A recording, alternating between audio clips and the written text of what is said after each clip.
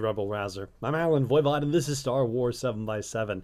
We're at episode number 1670, and in the weekly preview, if you're a patron of the show, I had said what I was going to be doing for this episode of the show, and unfortunately, or fortunately, well, I guess unfortunately in this case, having to call an audible, as it were, because this episode of the show has a bit of breaking news to it, and it's just one of those things where we had been talking about this and hoping that the needle was going to move in the right direction, and unfortunately, there's an old song by a band called Squeeze called Another Nail for My Heart, and the chorus goes, "And here in the bar, the piano has found another nail for my heart."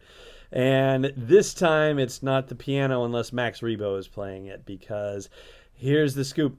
More evidence that we are not going to get any Episode 9 stuff during Super Bowl Sunday. Deadline Hollywood is reporting via Anthony D'Alessandro, wow, that they are hearing from sources inside Disney that there will not be an Episode 9 trailer, nor an Episode 9 title reveal for Super Bowl Sunday.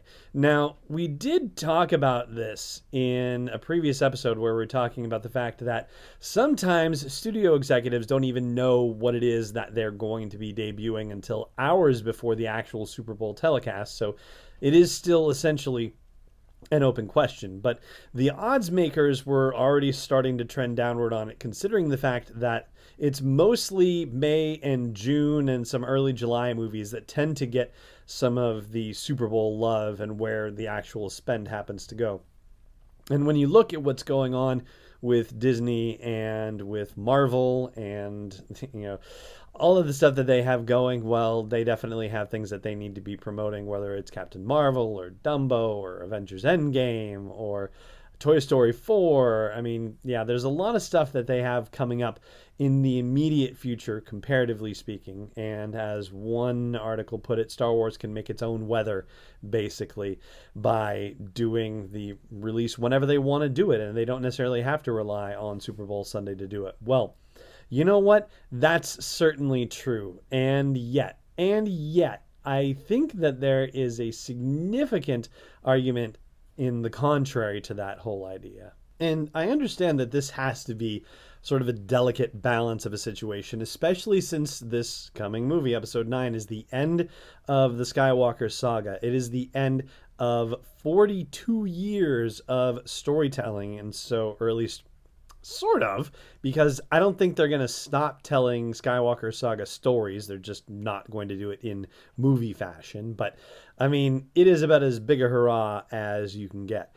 And so the question of how long you wait before you start promoting this stuff, well, even if you just looked at the anecdotal evidence, which is the fact that they officially started promoting The Force Awakens 13 months before the movie was released, and it turned out to be the biggest film in domestic history.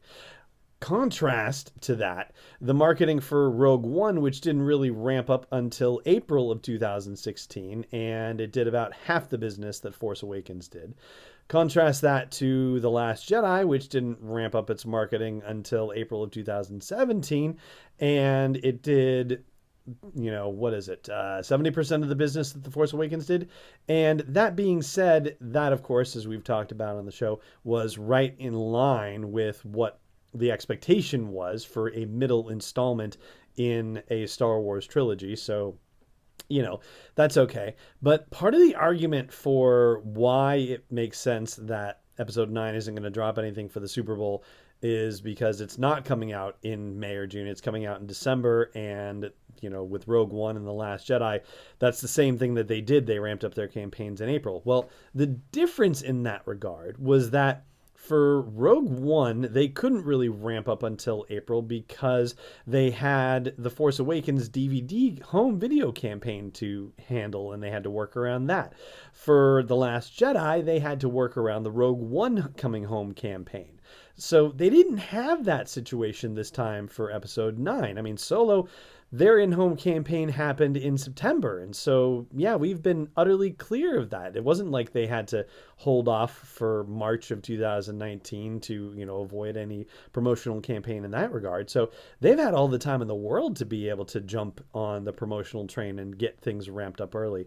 Maybe there's a concern about burning people out about it. I mean, that's certainly a legitimate possibility, but it didn't happen with The Force Awakens, and they seem to have a pretty good strategy there. I grant you that there was 10 years of fan interest and build-up there and curiosity from the casual audience that was heightened as well, but you would think you would have kind of a similar situation now when you're coming to episode 9 and you're coming to the end of the saga, and you know that Carrie Fisher is being, brought back in this movie thanks to the salvaging of unused footage, and this is going to be Luke Skywalker's last turn in a Star Wars movie, one way or the other, and also Lando Calrissian's last turn, Billy D. Williams' last turn in a Star Wars movie. So, I don't know that you could start promoting this thing soon enough, to be honest with you.